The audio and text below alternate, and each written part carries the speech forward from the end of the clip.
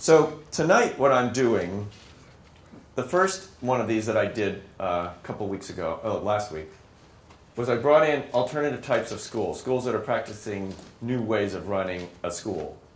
Tonight what I'm bringing out is what I call learning resources, which is what do you do if there isn't a school or you don't want to have a school, but you want to learn things and you want to be able to do so with people of all different ages, not necessarily of school age. What kinds of resources are coming up? What was one of the things that inspired me to do this? One of the things that inspired me to do this are some people that I wasn't able to get as panelists tonight, who are opening up sewing schools in storefronts all over the place. And I went and interviewed a woman who was doing that, and her business is growing fantastically. And she had a whole bunch of sewing machines there. No two of them were alike. And I said, where did all these come from? She said they came from estate sales, and people were going to nursing homes and whatever. And she said, sewing skipped a generation. And it made me think that there was a whole period of time where nobody was paying attention to it, and now people are doing it to make new things, retailer, or what's the word, existing clothing to fit them better, and so on. And there's one in Arlington, there's one in Newton, there's one over in Natick. They're just going on all over the place, sprouting up like mushrooms. And then when I heard about Artisan's Asylum and how rapidly that's growing, I began to think that we're probably reaching a peak of how much people are going to sit in front of a screen and do things online, and how much people want to get their hands on something and start working with real-world, face-to-face interaction with other people and build things that are tangible. So I want to begin by, we didn't choose what order the panelists are going to go in, but if you'd like to start, and we only have 2 microphones. If the other panelists want to come and sit, it doesn't matter, but you might get the light in your eyes. But if you take the mic over closer to you so we can hear you, and I can bring up your slides if you want. Thank you. And why don't you introduce yourself? Well, hi. My name is Guy Cavalcanti. I'm the president of Artisan's Asylum. And Artisan's Asylum is basically a giant community workshop. So we have metalworking, woodworking, welding, electronics assembly, bike repair, digital design, all sorts of stuff that you might need to make something or fix something of yours. And the idea started when me and my co-founder decided that we really wanted to make projects. We had no dedicated space, and we couldn't find anywhere like what we're trying to do in the area, so we decided to make our own. So with that in mind, she was a costume designer. I'm a roboticist. So my trade by nature needs a whole bunch of different types of machinery, right? I need precision machining, I need electronics, I need computer programming, I need a whole bunch of stuff, and I can't actually do it all myself. My specialty is mechanical engineering. So in order for me to do my thing, I actually needed a whole bunch of other people, which drove the decision to make a place that is all-inclusive for craft. So we started this, Artisan's Asylum, and I'm basically just going to quickly run through our anniversary presentation. We're now about 16 months old. All right, next slide. So the big deal about this presentation was that we were moving. We went from a 1,000 to a 9,000 to a 25,000 square foot facility over the course of 16 months. So we go back one slide real quick. So this is what we offer. We did craft classes, memberships, and a small number of studio rental spaces. We basically said we can only fill this space with so many tools, and we have some leftover square footage, so we'll just turn it into studio space. We'll rent it to a couple people. And before we even made the announcement on the website, all 13 spaces were booked. And we didn't think much of it, but we're like, okay, that's kind of cool. We have a steady source of revenue. And over the course of the next year, we'd end up with a waiting list 30 people long for those 13 spaces, and the 13 people in the spaces never left. So we eventually caught on that we were doing something wrong and not fulfilling a certain demand, but it took us a little while. So our idea is, if you want to make something by hand, you should be able to come to us. You should be able to get your supplies, get the education you need, use the machinery you need, and store all your stuff in the space, and then leave with a thing, right? So come in with nothing and then leave with a thing. Next. All right, so what are we now? We're in the old Ames Safety Envelope Complex in the middle of Somerville. It's what's on Somerville Ave and Park Street. So about even like 2 or 3 years ago, it used to be Somerville's third largest employer. 500 to 600 people all working at the Safety Envelope plant. It got sold. And, well, more like taken over and all of its machinery shipped elsewhere. And there's 239,000 square feet of manufacturing property sitting there, basically unused. So we're there now. We have, actually, the final number was 79 studio rentals to 91 renters, and we're opening a new addition soon. We went from 13 renters to 79. It only took us 2.5 weeks to fill all those spots once we announced that they're open. Next. All right, so we were founded in May of 2010. We took out $40,000 worth of personal loans, essentially, to buy a core group of machinery. We started at 1,000 square feet. And to this date, we still only have a debit card. Next. So this is what we looked like in May of 2010. We were this tiny little room. And then we put in a whole bunch of really heavy equipment. It's a milling machine, lathe, horizontal bandsaw, and a couple other tools. Next. And we put them down. And the whole point was that nothing says you're serious like serious personal debt and very heavy equipment. So our thought was, why not put all of this machinery down, invite a whole bunch of people, and see if they're interested in joining us. We thought 20 people would show up to the opening party. It turned out 100 people showed up, which is why we decided to quickly move to 9,000 square feet. So one month later, we were here. And it's quite a bit different. And we thought it was huge, right? You could like ride your bike for about 5 seconds across the length of the space, and we thought that was a pretty good deal. And then after that, this is what that space turned into 11 months later. So you can see the giant wall of LEDs. That's an art installation that we actually inherited. That's the front desk. There's woodworking off to the left, welding off to the right. Keep going. I think there are a few more pictures. Yeah.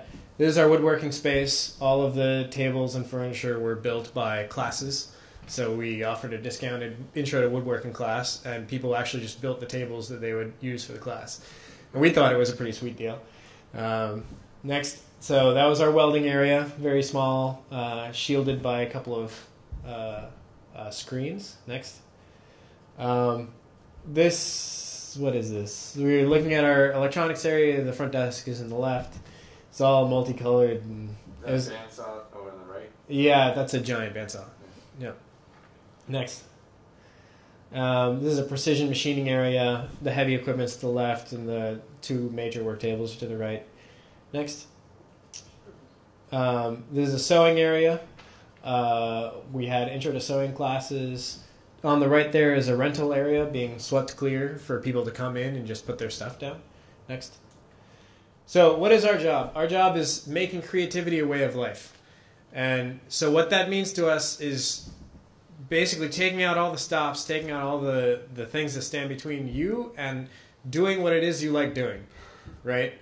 There's actually a surprising number of facets to it. And at first we thought it was just equipment, right? Because it's hard to get a 2,500-pound milling machine into your living room, let's say, or a 200-amp welder. You know, these things aren't available. But it turns out that's actually less than half the battle. Next. So everybody thinks that this is the way something happens, right? You have an idea, you turn it into a design, it turns into a plan, turns into materials, tools, and then a thing, right? Next. So usually there's an idea, maybe you get to a design, maybe you get to a plan, maybe you get to material, maybe you get to tools, and then usually you end up with boxes of material around, and you don't really get to it, right? It's like you bought all the stuff, and then it sits in a corner, and then eventually you get rid of it because of the shame. It's just too overwhelming. Next. So sometimes it's like inspiration, idea, and then lack of training, right? And then you stop what you're doing. Other times it's inspiration, idea, distraction, and then you stop what you're doing. Right? Sometimes you're lucky enough to get to idea, design, plan, materials, and stop what you're doing. And this one always ticked me off, right? It was always when the $1,000 material order came in that I just lost the energy to do whatever it is I wanted. Again, idea, design, plan, materials, tools, motivation, and done. Right? No more motivation. All right. So what we do is we take out all the stops. We get you all the way there. And I'll talk about how we do that in a second. So over the past year, we actually had 50 volunteers. It turned out the most popular thing to do at the asylum by far was build the asylum. Because there wasn't actually that much in the way of infrastructure yet, so people decided to take on, projects to build a table or, help us install some tool or get some other tool through the door. So by the end of the first year, we actually had 700 students in over 150 classes. And again, we started with, a personal loan and a 1,000 square foot space, right? And just the act of starting that caused a snowball to start rolling in Somerville and Cambridge to get to the point where all of a sudden we're one of the biggest educational institutions that's not a school in the area, completely unintentionally. We had 13 renters, no turnover. We had $33,000 received in donations. To date, we've gotten something like $60,000 in donations. We have now like 820 people in our Facebook group and another 1,300 people on our mailing list. And the really cool thing is that we actually have a 50-50 gender ratio when we sat down and looked at our membership lists. And we thought that was pretty awesome because it turns out that craft doesn't actually know any boundaries once you get, once you get the whole picture. Next. Okay, so like I said, metalworking, woodworking, electronics, textiles, bike repair, a couple other things. Next. Big pile of solder. Yes. All right, next up.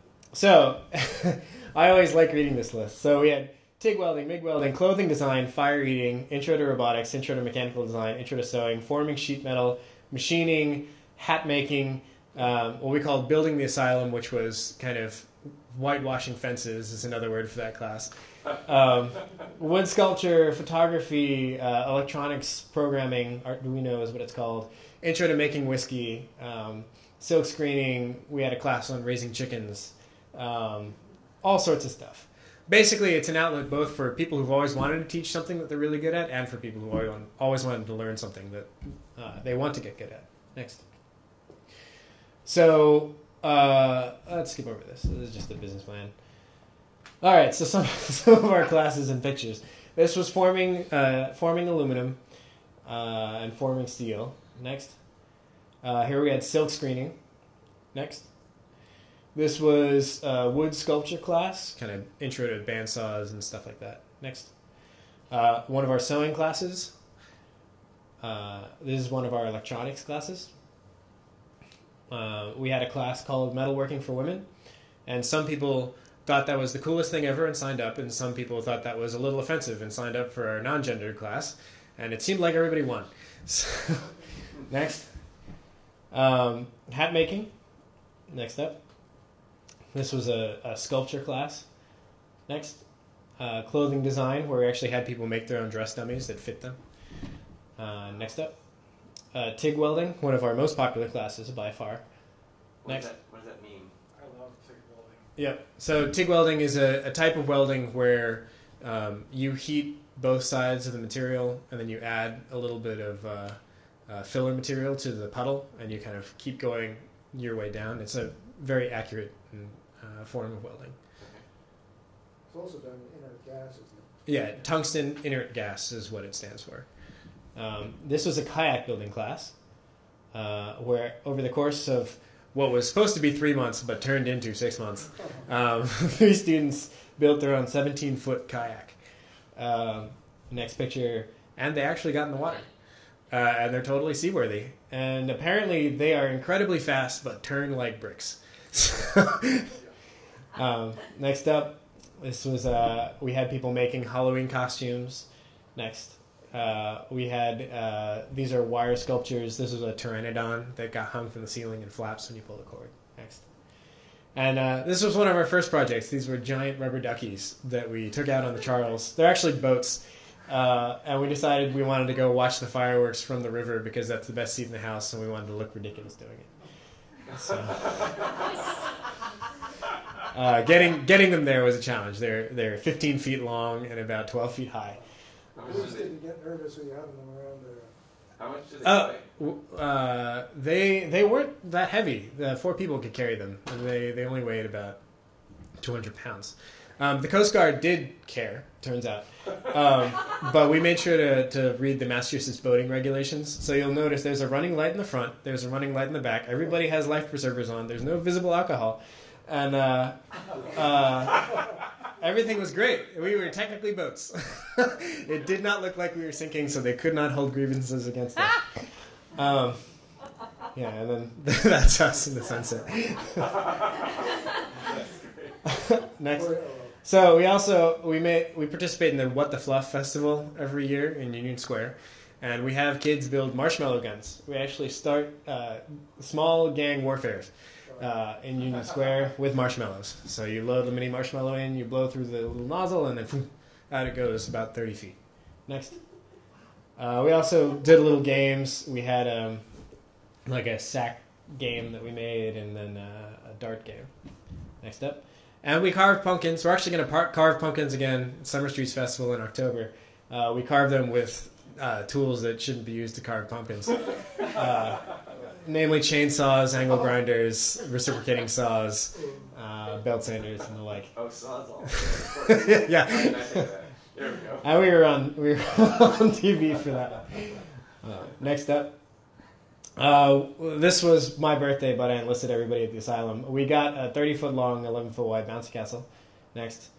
And then we made a 30-foot long, 12-foot wide raft that supported 6,000 pounds. Next.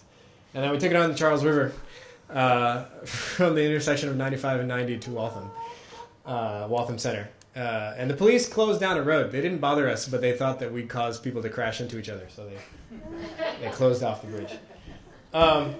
So that's our deal. We actually we need to give people an excuse to make things, because you mentioned this earlier. People are sick of staring at screens, and there used to be these activities that people participated in, right? Like you used to go bowling with a group of friends. You used to do things with other people. And then my generation came along, and we said, well, Facebook tells us what all our friends are doing, so why hang out with them in the first place? And then eventually we realized that no, that's not actually a solution. Human interaction is a very valuable thing. Then you realize that human interaction needs you need a reason, right? You need a reason to get together. And it turns out that making stuff is a great reason to get together. And that's kind of what we do and why we're so popular. We actually give people, again, that third space, right? You have home and you have work. And it used to be that you had a third place you go to relax, like the bowling alley, like whatever. Turns out a lot of people don't have that anymore. So why not? I mean, why can't you just go to the bowling alley? Not that I like to do that, but I'm curious. Well, we never got into the bowling alley tradition. Speaking for my generation, I'm 25. So graduated college a few years ago, stuck around because, it's Boston and that's what happens. And so I didn't get into that tradition. I went to college, stayed in college, got out of college, looked around, said, where'd all my friends go?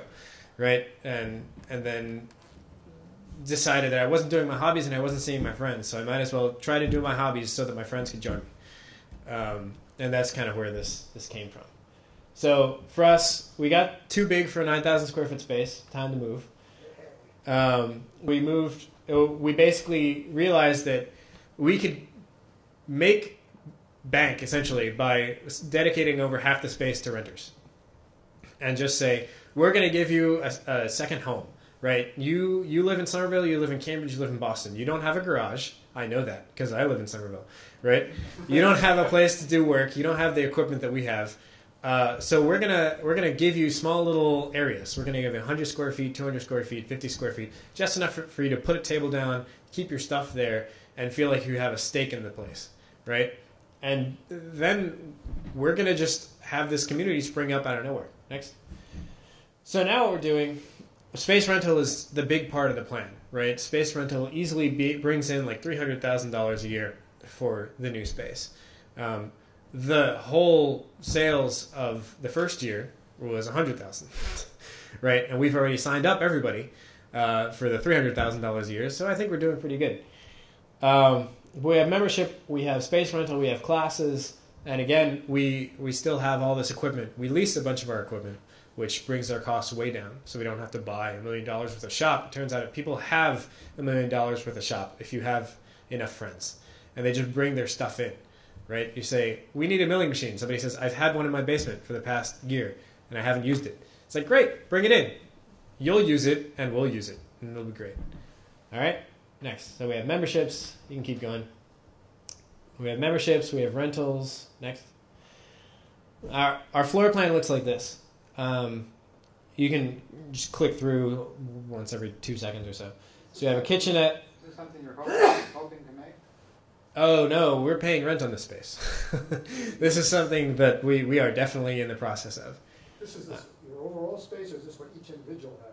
This is our overall space. This is the manufacturing plant on 10 Tyler Street that we're renting now, a 25,000 square foot space. So we have a kitchenette, a classroom, a front desk, a retail store for project supplies, giant rental area, and then shops. And then go one more. This is what it looks like when it's subdivided. So the red is 100 square foot spaces, the blue is 50 square foot spaces, the yellow is 200, and the green is 250 square foot. So that middle area is home, right? Like that's where you go. You're on like 5 Electric Avenue, right? Like that's your spot. And then you go in, you use all of our shops, and you buy all of the pieces you need, and in our retail space, and you happily start creating with your hands around a whole bunch of people that are like you. Yep. Next. So we have a bunch of new capabilities. We have professionalized shop environments instead of ragtag shop environments. Retail store, computer lab, gallery space, computerized manufacturing for the first time, open flame capabilities for the first time, ventilated painting and finishing spaces, which are almost impossible to find. Yeah. Next up. So we got a bank loan for $75,000. We're continuing to get donations and getting more people donating tooling. And everything's going pretty well. Next. I think we're pretty much done. This is as far as the presentation really goes. But this was all for our opening party. So yeah, we're basically teaching people what they want to learn. We're letting people teach what they want to teach. And we're doing it in a way that keeps motivation up, right? So that problem where you order all the materials and then it sits unused until you eventually get rid of the materials or sell them on Craigslist. The problem isn't necessarily that you don't have the tools. The problem isn't that you necessarily don't have the skills, though those can be problems. It turns out the problem is motivation, right? And what actually motivates you? Motivates you is a community of people around you who care about what you're doing and want you to keep doing it and are interesting enough for you to take a break and look at what they're doing and get inspired to incorporate what they're doing into what you're doing. So in place of you have to show up at 8 o'clock, take all your classes, leave at 3, we're saying, well, what actually gets you going? Because that's the only way this business is going to work, right? We can't tell you show up at 8, leave at 3, right? We are taking your money, right? We are providing the service. So we have to create an all-inclusive environment that lets you do your thing and keep coming back, right? So that's the problem we're trying to solve around crafts and craft education. So any questions? And I'd be happy to answer, and you can ask me questions too. First thing I was asking is why are you raising the money? Because it seems you have everything. And then second off, just to tell everyone, I'm an electronic engineer. I love analog electronics. I mean, to me, it's like, well, I just love doing it. And it is sort of this problem of having people to do it with and that appreciate it. And I often like to just talk about it, and I'm happy to help people with it. But anyways, curious why you need to raise the money. I'm really supportive of you. It's a great, awesome thing. Right. Well, yeah. The security deposit alone was $20,000. So we had been breaking even in our old space, and our business plan was designed to do that.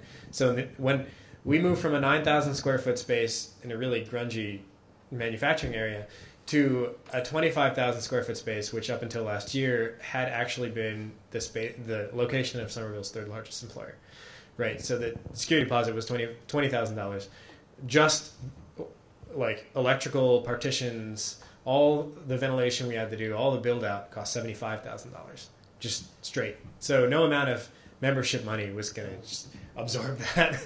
So yeah, we definitely had to raise money, and we still do. Now it's not opening the space, right? It's not infrastructure money. It's what new equipment can we get to enable people to make new stuff.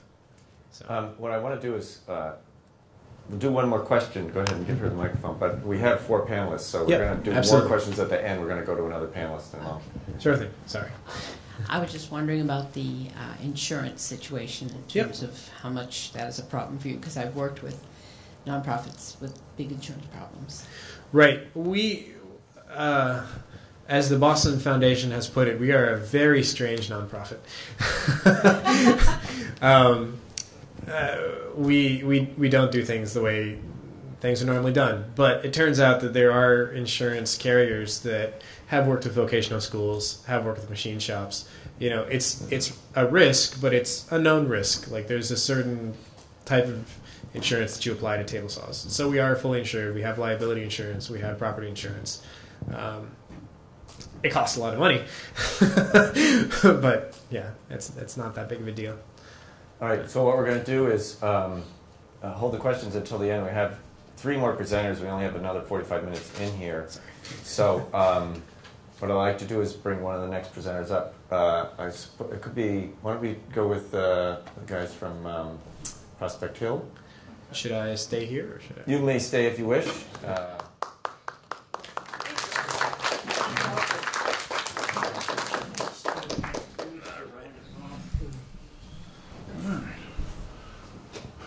Hi, I'm Carl West. Can you hear me? Is this working?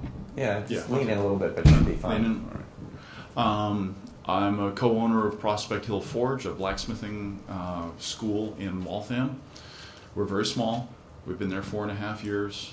We've been having a great time in this economy. Woohoo! Yeah. Wait a minute. We are self-funded, and let's see, what do we have for pictures? We're getting there. I don't honestly know. It's interesting how some cameras will register something that is screamingly hot as violet. Yes. So, but anyway. I've been blacksmithing off and on since 1977. I like teaching it, I enjoy teaching it, and the reason I enjoy teaching it is I get to watch someone get it. I've had people come in, they lived all their lives in a house with no tools,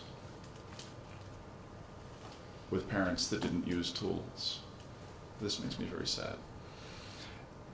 But they'll come in and they'll work, and the first time they get a hammer, yeah, thank you. The first time they get a hammer in hand and a hot iron in hand, it's just scary to be near them. But after a while, they start to learn the language. And I call it a language because I really feel it is. Anything that humans do can all be taken as a language. Dancing, massage, combat, whatever it is, it's a language. And here, blacksmithing, there's learning how to say the thing you want to say.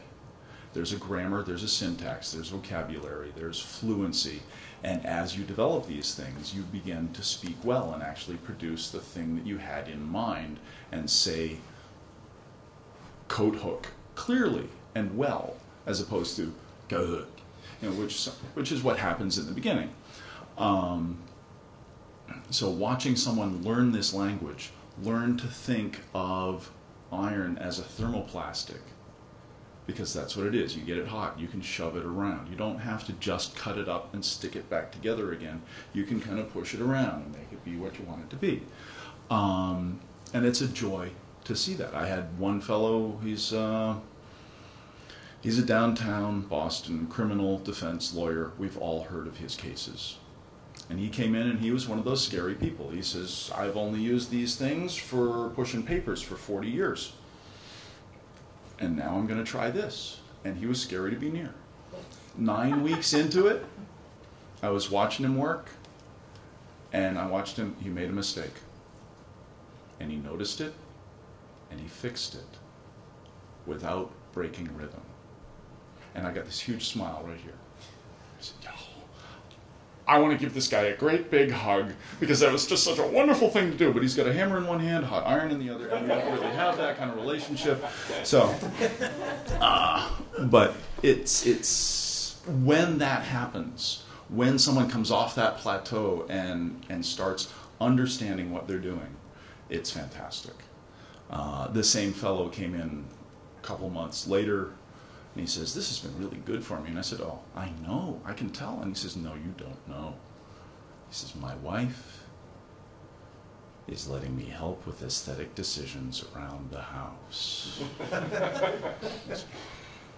Yeah, you just made my day, my friend. That was fantastic. But yeah, it hit some buttons. I don't know what you got. Yeah, more of the same. That's actually my apprentice. I don't know what he's working on. It's an old picture. Another fellow, he's probably making a chef's knife out of a railroad spike. That's what this fellow tends to come in and do. He's a cook, but he also likes to beat on some iron every now and then. He'll show up and do this thing. What else we got? Typical, let's see, these are projects from our Rudiments 2 class. They made did a forge weld, made a spoon, made a punch, made a chisel, used the punch and the chisel to make a dragon, and did a sharp right angle bend, which doesn't mean much to most folks, but boy is it a learning experience. It's been said that if you've ever made a tool, to make a tool, you might be a blacksmith, because that's how it goes. The blacksmith is the one that makes the tools for all the other crafts, and there are lots of stories about that, and I'm not going to tear up time with that. But yeah, there's an incredible satisfaction that comes with using tools you've made to make other things. There's a bunch of, let's see, these are kids from a charter school, as I recall. They came in, did a class, they made S-hooks, which are very educational and at least somewhat useful, and they went on from this to make fire steels and learned to strike fire with flint and steel. So a very human learning sort of experience. What else we got? A more adult class, they've built, this is from my Basics 2 class. They've been welding chain. They fluent with iron and that whole language in another 12 weeks of working. I'm happy to answer questions at any point. Okay, well, I want to. Here's some of the things that you're talking about. So yeah, one of the fellows says, "I'm not actually going to use this hammer. Can I put a dragon head on the back side of it?" So, and there you go. So, yes, you may, and it opens a bottle. Yeah, so, he's got that part. Yeah, keep going. All right. Some people get a little advanced with what they do with their handles. Yeah. Candlestick, in which we do a little bit of machining, that is by hand. We're doing tapping and threading. We do some sheet metal work. We forge some pipe. Again, increasing the vocabulary that the person would have. What do we got? These people made knives and had a grand old time doing it. And the fellow over on the left came back for our advanced knife making class twice now, and he's been having a great time. He's tooled up in his basement. So, and I think those are the very knives those people made in the last picture, all made from coil spring, automotive coil spring. So we're upcycling old auto parts into something that's actually useful and potentially beautiful. Does coil spring make a better cutting edge than mild steel? Definitely. It's a readily available material for us, and we've learned to work with it. We just did the Topsfield Fair, and I made a couple of knives while I was there, and you can tell because I have bare spots on my arm because you can get it good and sharp. Yeah. Oh, there you go. Yeah, these are out of our simple knife class. And we'll have as many as 8 people in our introductory class, and so people learn to share a forge, which is occasionally entertaining. There we go. I think that's one of mine. And yeah, and that one also will open a bottle. Oh, this one, yeah. Yeah. A handle I was pleased with. Student work. A juggling ball. More forging. Yet more forging. What else we got? Gang hammering. We've got 2 people here working with sledgehammers while the third person, that's me, is mastering. So I'm holding the work out and I hit it once and then the first person hits it in the same place that I hit it and the next person hits it where I hit it. And we get a lot done fairly quickly. And I suspect it's a lot like drumming with men in the woods, except I've never done that, so I don't know. But it's a rhythmic activity. We're working together, we're sweating, we're getting something, and we actually have something tangible at the end to show for it. And that's actually one of our most effective Google ads is make something real. Come do some blacksmithing, learn some, because so many people spend all their day at the keyboard making things that don't actually really exist. And the chance to make something that you can actually drop on your toe is huge. So, what else? Yeah, and there we go. Hi, I like that. Speaking of things that don't you drop on your toe, I'd like to invite Norm to come up next, and then we'll do Maureen at the last segment. Oh yeah. Check, check. It works. First, it's interesting. It's fascinating to hear this. I mean, I'm Norm McLeod. I'm the executive director for Arlington Community Media. Are you getting my right side there? That's our volunteer. They're Dick Coolish. That's our equipment there, most of it anyway. Thanks, Dick. It's interesting to me to hear this. I mean, what we're all talking about here is, you said it right. The first word up there was love. I love what I'm doing. I love getting people together. I love getting people together to have them communicate. You guys love it in your own way. You love getting those people away from the keyboard, away from that screen. It's ironic because I'm dealing with television. I'm dealing with screens, unfortunately. But the irony for me is that I see a lot of kids come into the access station, and one day I saw 2 of them come in. They all had buds in their ears, and they're doing this number, you know. I said, do you know what he's listening to? No. Do you know what he's listening to? No. Why don't you exchange information about what you're listening to? Ah, what a great idea. They didn't think about this at all. They're all into their own little worlds. So at Arlington Community Media, we've been in existence now for 5 years. And by the way, courtesy of Glenn Koenig, who was the first president of Arlington Community Media, thank you, Glenn. We have now reached the point where we are high definition capable. We don't have a signal going out this high definition, but we have top-notch equipment because we are so brand new, and we're trying to keep on the cutting edge, the cusp of new technology, new technology, new technology. Now, I'm old enough to know that technology changes like that. It's getting faster and faster and faster and faster. But the key for me as the executive director there is to bring in all of those people who are out there on their own, who need to come in and want to come in because they're interested in something very specific. How do I get my story across? How do I learn something that I can drop on my toe? Please don't drop my $35,000 camera on your toe. But at any rate, it's something tangible that they can actually do. And sure enough, over the past 5 years, the number of people who have come into the station has steadily grown. My challenge is always to outreach to the community, to get the communication, the word out to the community, to bring more and more people in. And it's interesting to me that when Glenn, the first slide, that one of the slides you had up there is a standard type of education that people get in high school is math, science, history. Yeah, that one. English, history, math, science. Those are not the subjects that people come in and want to communicate about in access television. They all want to come in and talk about those, okay? Even gym, activity, being involved with each other, motion, home economics. We have a lot of health programs at Arlington Community Media. And the other one that was specific to Glenn, love, nature, art, engineering, economy. We haven't quite reached that point yet, but we're talking about love right now. We're talking about nature programs. We've done that. There are art programs that we are producing. Engineering, no, not yet. That would, for us, I think it would fall under the category of the first 3 under science, generally speaking. But the economy, yes, we've had people in there talking about the economy and investments, et cetera, et cetera. So again, the subcategories are what people really want to talk about. not the main ones.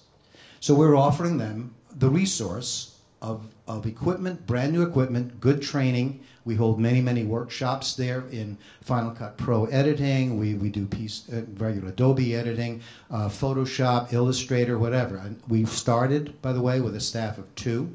No computers 5 years ago, 2 desks. Now we have a staff of 8. We've multiplied our offerings to the community tremendously. And we're basically a resource for the community in general. We're offering people the opportunity, though, to come together, to talk about something, to produce something. I love to see kids getting up there, and they come in, they're very shy. When they were freshmen in high school 4 years ago, when they first came in. And all of a sudden, we found them taking over entire shows. They're doing town days here. They're directing programs. They've learned this skill. They know how to connect wire A with, input B, whatever the case may be. But they have learned in the course of 5 years how to communicate with each other, how to manage themselves, how to manage each other at the same time, how to manage a staff or a crew. There are 2 or 3 of these folks now who have graduated, young kids who have graduated. Anybody's younger than me as a kid. But they've all gone out to college, and some of them have actually ended up being so proficient because of what they've learned at our station that they're actually teaching courses at the college they're going to right now.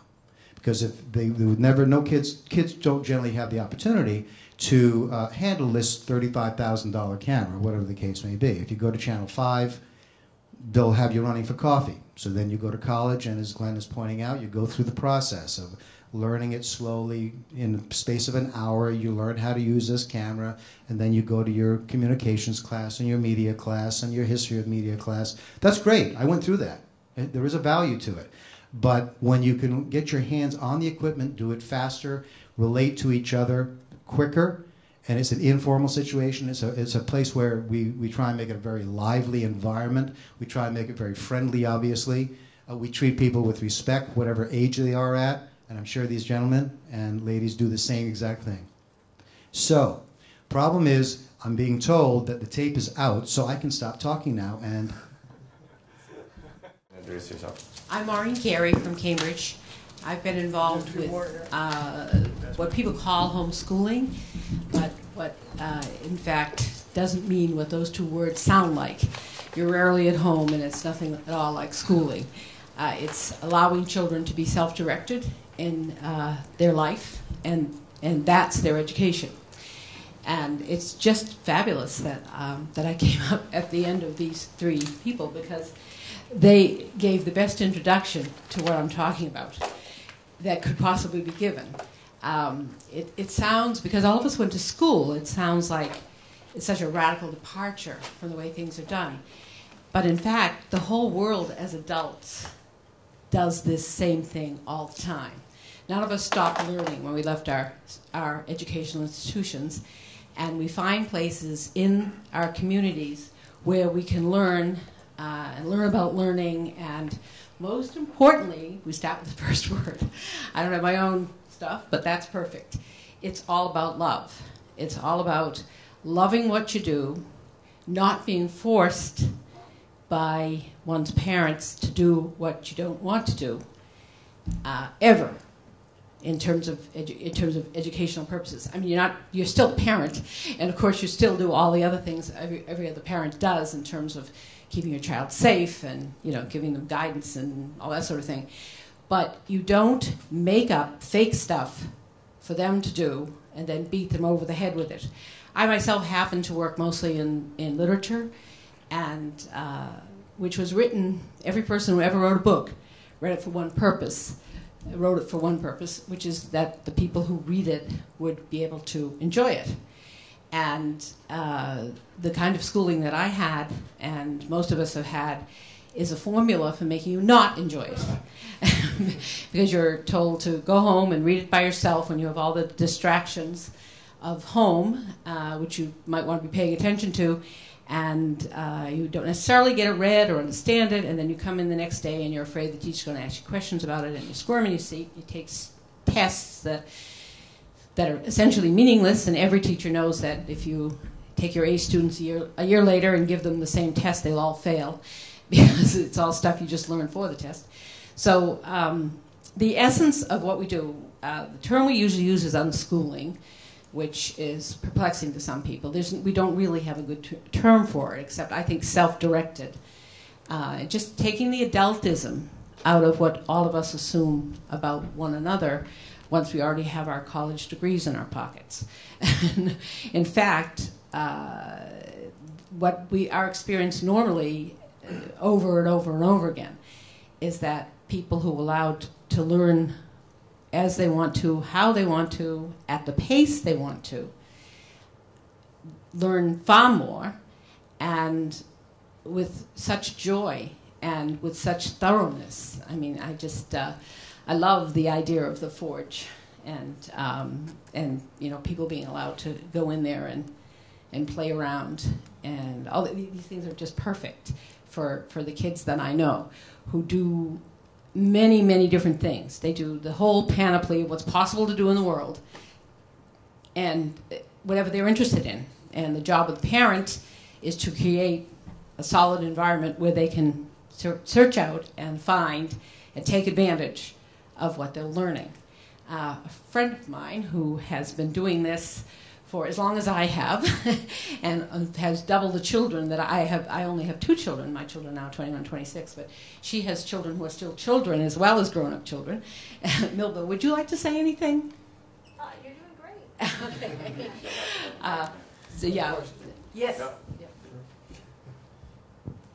Great being able to just study what you like to do, but I studied engineering, and a lot of the stuff you have to learn is not that pleasant to learn, but you kind of need those basics, which are anything but interesting. And so, are you proposing that children not be forced to do that? Or obviously it seems you have to master certain things. Like English is probably, learning how to write and doing arithmetic might not be that exciting. I hated it.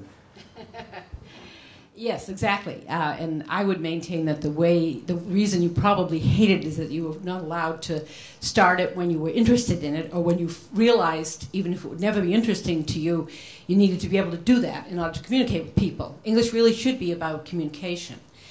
And it shouldn't be about fake, made-up lessons that people grind through.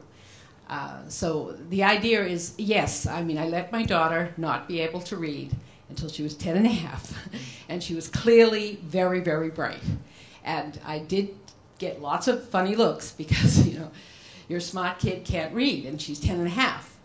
And I always read to her every day. And so she always said she didn't want to learn how to read because she wanted to hear everything from my mom. And, she learned at 10 and a half, and in 6 months could read Shakespeare cold in front of people with appropriate actions and understandings, and she did it when she wanted to do it. My son started at 3 to read, and he's never really gone on that much into literature stuff as the way she has. She has a degree in literature, and of course, great irony. She, of course, what she does for a living now. Teaches in a charter school, having never been to school a day in her life. She has been a teacher for the past, this is her 5th year, teaching in New York City in difficult places. If you want to get at the table, we'll take that. Sure. Because I actually had a question for you that was from another person who wasn't able to come tonight. And she said something to me that was very, I wasn't sure how to answer her. She said, well, there's a lot of families with both parents working. Mm-hmm. And to do schooling at home or unschooling or community-based education or learning, whatever you want to call it, one parent would have to give up their job, and the family can't take the financial hit from doing that. So that's why they send their children to school. And I was wondering, what's your perspective on that kind of question? What happens when people ask you that? People often ask that, and it's an excellent question. And the answer is you have many, many choices. Very often one of the parents works part-time. Sometimes people who have professional jobs make enough money that they can pay people to be with their children when they can't be with their children. What I did when I worked, and I did with Milva sometime when our older kids were young, was when I was working, we did play swaps. So the kids went, Milva has always worked, and and her husband has always worked, but they work alternative hours. She would take care of my children while I was working. I would take care of her children while she was working. And because we didn't have any rigid plan for the day, see, that's much easier than most people. The kids were friends. They did what kids do. and our job was to keep them safe and get them where they wanted to be as much as we could, with whatever limitations we had. For some families, definitely it would mean a financial sort of sacrifice, but obviously private schools cost a fortune, and an awful lot of families spend a huge amount of money, or even just move to fancy towns so that they can take advantage of the public school system, pay a much larger mortgage than they would have if they stayed in a place where they didn't have to think that way, that they could. So in fact, many of the homeschooling families, when they're house hunting, have a much easier time of it because they don't have to take the quality of the school system into consideration. So economically, it's a huge advantage in terms of your housing decisions. I'm hoping that when everyone's asked their questions, I can quickly talk about how I unschooled my son and how unbelievable it turned out, and I'm so proud of what he's been doing. So can you just say a few minutes, like a minute or two about it? Yeah. So when he was 14, I got custody of him. I had sent him a book recommended by the writer of the Teenage Liberation Handbook about a girl who sailed around the world. And so when he got here, he was an angry young man who hated school. And I said, I don't want you to go to school. I just want you to find out what you're interested in, and I'll support you, try to support you in pursuing it. And it took him 6 months. He tried things that didn't work. But when he found the Courageous Sailing Center on Boston Harbor, he was there every day from morning to night. And they said that they would just say, well, we don't have anything fun to do. You want to clean out this closet? Sure. You want to paint this floor? Sure. And then he learned how to sail, and then he learned how to teach kids how to sail. And by the end of that summer, he found out they wanted an intern, so he became the intern for the whole year at the age of 14 to help the woman who was running the children's program. He basically learned how to run the children's program, fix boats, even wrote the first draft of an application for a grant that they did get. And he turned from a angry young man to a highly respected expert by the age of 15 with totally different self-esteem. And he went off, I forget, he later worked for a boat-making company that makes unique boats, and they said that he was worth 3 of any other helpers they'd ever had. His focus is amazing. He's just, and I tried different things, went to 2 different colleges and said they're not teaching him anything he doesn't know yet. When he went to New York City, he just walked into Bloomingdale's and they hired him, and he started making twice as much money as I ever made selling clothing to women. And then this last year, I knew he had his girlfriend was from Scotland, and he was just going to go visit. I thought it was just going to be a few weeks to visit Europe, and it turned out he was working 2 full-time jobs, buying tickets to go fly around the world, and she took a year off from Harvard to go with him, and they did 365 days. He survived it. I don't know how. I think he saved $7,000, and they went all the way around in Europe, Southeast Asia, Australia, China, and he's back now, and he's seen the world. He's a changed, different man. He's 23 now. So it's just been, even after the first year, my mother said that the results were just spectacular. And what we had to do was to enroll him in Clonlara School, because the sailing center said we don't want to be responsible for him not learning. So he has to be enrolled in school. So we enrolled him in the Clonlara School, which he never saw. He never even talked to his guidance counselor or whatever she was. I talked to her. I thought she was great. He never submitted. He could have gotten academic credit for just writing down what he had done. I mean, he learned how to teach, to be a teacher. But he didn't want to do that, and he never got that academic credit. But so, we had to pay $800, and he was in a school, and that school ran interference with the school board, so he could do whatever he wanted, and it's just been amazing. I mean, I consider it the greatest success of my life, having unschooled him. Could I ask a question? That sounds like a wonderful thing, and kind of reminds me of, I had experiences that were difficult because I was forced through this awful mold. But now, can he make a living? It's great when you're a kid, but really support himself as an adult? He understands customers, he understands employers. He's very picky. I'm not sure what he's up to. His plan right now is to go to China, teach English, get a resume that will be attractive to a school that would be attractive to him.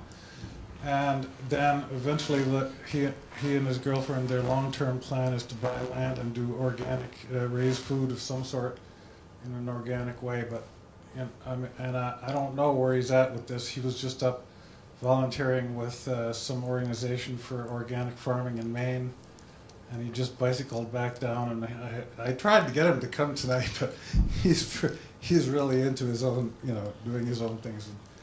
He worked at Uno's in Harvard Square as a waiter, and he said, I want to become a bartender. And I said, I've heard that it's very hard to get into being a bartender. He was a bartender within a month or 2 months. They had already started him. So, it's. I think that what he sets his mind to, he will find a way how to do it. And he can work 2 full-time jobs at it, so he can fund. Apparently he can fund things that he wants to do. So and it's all about the motivation and knowing that he can, it's coming from him. Awesome.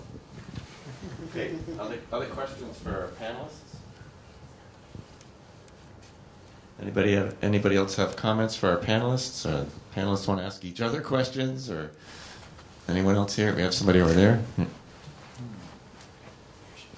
Well, since there's no more questions, I just thought I would make a couple of comments in regards to one of the questions about forcing kids to learn stuff because they will need to know it down the line. I think the idea behind it is that once that they realize on their own what they need, so they might not love learning algebra, but if they need to do it as a stepping stone to something that's meaningful, then they understand that it's something they need to do. Nobody has said, you have to do this because we say so, or you have to do this.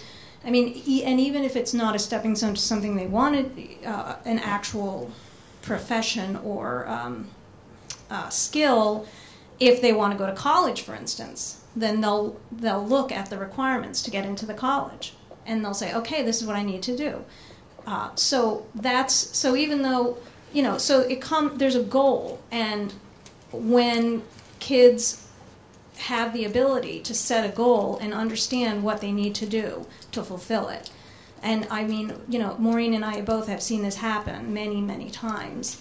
And as far as making a living, so much of the way homeschoolers and unschoolers are raised is about thinking outside the box. So I just listened briefly to the commencement speech that Steve Jobs made in 2005 that's been circulating on the internet since he passed away, and is exactly what he was saying.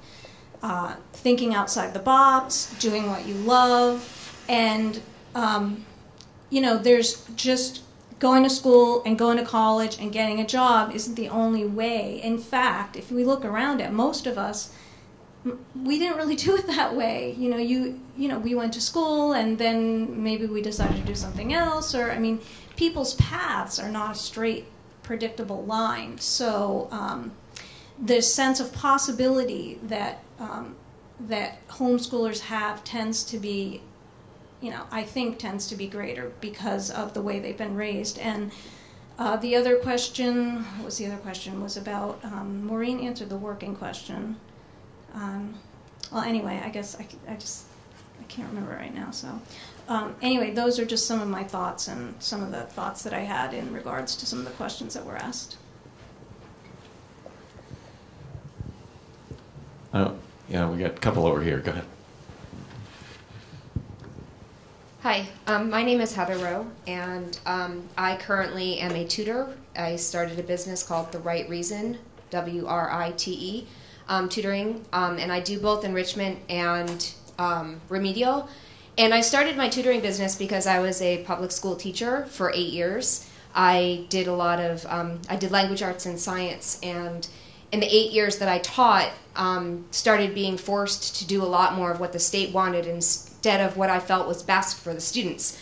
And it's not that I think that what the state wants is unnecessary, but I think that when we start focusing on making sure that kids can pass the test instead of making sure that kids can actually learn and think on their own and become lifelong learners with this passion, with this love that we're talking about, it becomes a problem.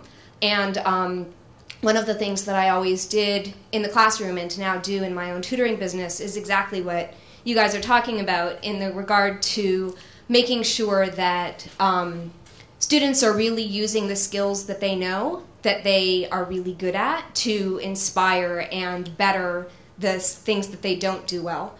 And I always use their own passions and interests to inspire them. So for example, when I was teaching science, we were doing a unit on mass and density, and they got to create their own labs based on their own curiosities with mass and density.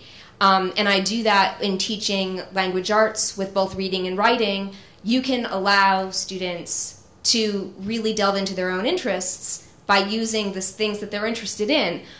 So when I'm teaching reading, what's a topic that you're interested in? All right, let's read about that, and let's find some nonfiction and some fiction, and kind of do that kind of informative learning, and the same with writing. And I think in terms of learning resources, there are so many different options and opportunities, and I just wanted to kind of throw that out there. I have pamphlets on the table and would love to talk to people about my own interests and passions. I actually love what I do. I love teaching, and when I was teaching in the schools, it got to the point where I didn't love waking up in the morning to go and do my job, and I love to do that now. Working with middle schoolers in particular, but children in general, is just an incredible passion of mine, and providing them with the inspiration and the resources they need to become lifelong learners and really learn about themselves, their strengths, their interests, and discover learning in every possible way, shape, and form is just an incredibly amazing adventure that I look forward to do every day that I get to work with them. So, thank you. I just thought of something. I just wanted to say 1 second. When you were talking about trust, that's the whole thing. I just trusted my son instead of trust the child instead of the system. I did have one thing to say, but I'll piggyback on what you were saying. I'm a home educator. This is one of my children here. And we're 5 years officially into it, as in when you actually have to report. And so I agree with everything Maureen and Milva have said. And but as far as the trust thing, I totally agree with that. I'm on the early end of that. So I don't think that's an art that's ever perfected, especially when you've been grown up and conditioned not to trust children, which we are in this society. So that's a real struggle. A lot of people, say, what about socialization? What about this? And what, and assume there's all these struggles, and then ask about, when do you ever get time to yourself? And assume these are the problems with it. No, my biggest problem with homeschooling, I think one of them is the trust. That is so hard to do, and it's a shame because it's the most important thing we should do. So thank you for bringing that up. The actual very small thing I was going to mention is that on the table there is some literature from AHEM, which is the acronym for Advocates for Home Education in Massachusetts. There's a pamphlet for getting started, and there's also a sheet describing what unschooling is. So I just invite people to take that on their way out. I wanted to ask one of the from Prospect Hill about the young age of people that you can't even bring into the forge because they're too little. You told me something about that on the phone. Can you? We allow students as young as 11 to work with hot metal. Younger than that, I'll demonstrate for them and give them modeling clay to hammer on, and it moves in much the same way. Even for adult classes, I will demonstrate with clay. You say, here, you do this, you do this, you do this, because it's a whole lot faster than heating it up and hammering it up and heating it back up and hammering. They need the time to do that, so I'll do a quick demo in clay, or even when I'm talking to someone and saying, well, what you need to do, and being able to do it in 3D, in hand, in front of them, or even have them do it, works tremendously well. So doing that with, say, Cub Scouts, 7, 8-year-old, we've had them in, I'll do hot metal, they go, ooh, and then I give them clay, and some of them will hammer it and make a thing, and some of them will hammer it and make a clay-covered anvil. What do you do? But we'll have, 11 and older. We have classes for them we call hammer skills, and it's basically just a matter of developing the fluency, the pronunciation in the hand and the arm of just being able to swing the hammer at all and deliver power appropriately where needed for any particular project. And after that, adults, teens and adults, it's always a matter of learning to deliver power appropriately. Thank you. Do we have any other questions? We only have a few minutes left. If you have a question, we'll go ahead. A little bit of an unconventional question. I'll just take just very quickly here about, I'm looking for an advocate for an individual that has a disability, and the need for the advocate is somebody that's good at convincing people. There are a lot of difficult situations that have come up, and they need the advocate to deal with, sometimes with doctors, or sometimes even with family members, or with these I don't know what you call them, sort of systems keepers that you've allured to, or which all are opposing any real progress. I'm not talking about a so-called educational advocate that knows all the rules. I'm talking about an advocate that's good at just getting people to go along and convincing people. So if you have any of that information, I'm Robert Peterson. Thank you. One other thing I would like to say is that I agree with the gentleman over here who started homeschooling his unschooling his 14-year-old, is that the decision to unschool was the best thing I ever did in my life. Because I think my children flourished under it, but so did I. So did my whole family, and so did the community that we helped to create and joined into. And it's been a very, very rich thing for that to be a basis of your life. The idea that you're committing to having your children out in the community, using the community, and being who they are. I mean, my daughter, who lived in Cambridge all her life but never went to school, when they would go to a public thing, her cousin, who lived in the same house as us and went to school all her life, my daughter always knew more people at any meeting or any group presentation in Cambridge, because she'd done so many things. There was time to do all the things that she wanted to do. I mean, time is the key of the whole thing. To me, the idea of wasting time doing stuff you don't want to do, and being oppressed and wasting time also just waiting for other people to do it, I think it's terrible. I think that the wasting of time is really a sad thing. But when you say to a child from the beginning of his life, your time is your own, and I honor that, I think that's a great way of respecting them. Yeah, go ahead. I'll offer a little bit of a different perspective, which is that there's nothing sadder than watching someone go all the way through college and then at the end decide that they have no idea what they're going to do with their degree and wish they did something different. And I think it's our college system, where it's you got to go to high school, you got to go to college, you got to get a degree, and then you got to do something with it, is it's enticing because it's easy, right? It's very, very easy to do things the right way, right? But not know how you're doing them. And I had a friend who went all the way through engineering school, went through partial differential equations, went through the horrendous classes that that are involved in mechanical engineering and software engineering, involved in that kind of stuff, like you were mentioning. And got to the end of it and went to Berlin and joined the circus. It's like, that was awful. Okay, I'm done. I'm going to go do what I always wanted to do. My school is called the Olin College of Engineering. I had a wonderful time there, a very stressful, wonderful time there, but it's trying to change engineering education. Our material science class was taught by setting a goal of, okay, you're going to do this project which has these stated goals, but I'm not going to teach you anything until you ask me to.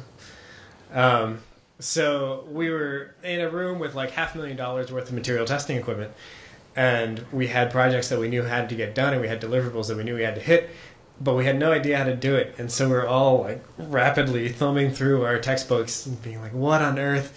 Teach us this thing. We have a deadline. It's next week and we don't know how to do it. And then the teacher would relent and say, okay, what would you like to learn? Like, crystallization now. and would draw it out of him. And it was a fantastic class. It was one of the best classes I had there. But what I think is fascinating is, like I said at the beginning, like getting to the end of your college education, not having a good time, not wanting to do it, and being stranded at the end of it, right? There's no good option. Do you go to college again? Do you get a master's degree in something that's vaguely related to what you were doing, but hopefully far enough away that, you have a good time with it? It's tough, right? And what I find fascinating is, like, in this country, right now, the cost per hour of a plumber and a therapist are about the same, right? But which one do you think is going to go up, and which one do you think is going to go down? And it's the plumber who's going to be making more money. There are tons and tons and tons of more therapists, because that's a track you can go down. That's an easy one, right? But all of a sudden, the plumber is not the honorable track, right? You don't go to vocational school. You don't do these things. It's like, you go to high school and you go to like a liberal arts college or an engineering college and you get a degree and then you figure out what to do with it. But then nobody knows, right? So we're in this kind of little trap. And I'm while I'm not in the stage of my life where this is particularly applicable to me, I think in terms of the unschooling education and educating kids, like it's fascinating to look at from the perspective of, I was in college, I saw a lot of friends who are now unemployed, who have no idea what they want to do, who are probably going to go back to college because that's the easy solution to get to another job, right? It's a little worrisome. Okay. Well, I want to thank you. I want to thank all of our panelists, Norm and Louis and Carl and Maureen. Please give them a hand.